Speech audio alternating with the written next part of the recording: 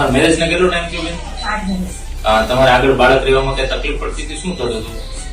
દિવસ જે પણ મિસકેરેજ થઈ ગયો. આવું કેટલી વાર થયું હતું? 3 વાર થયું. આ વખતે તમારે પ્રેગ્નન્સી રહી તો કઈ તકલીફ પડી હતી? તો ફર્સ્ટ ટાઈમ તો એવું જ કીધું હતું દર વખતે જેવું અમને કહે છે એવું. પછી આ વખતે મિસકેરેજના ચાન્સીસ વધારે હતા. બરાબર. પછી તમે અહીંયા હા. પછી આપણે શું સારવાર ને બધું કરતા હતા તમારી? બરાબર હતું? ના ઇન્જેક્શન દવાઓ ચાલે છે. બરાબર છે. અત્યારે કઈ તકલીફ? કઈ ચલો તમારું વ્યવસ્થિત રીતે બાળકને એવું થઈ ગયું ને?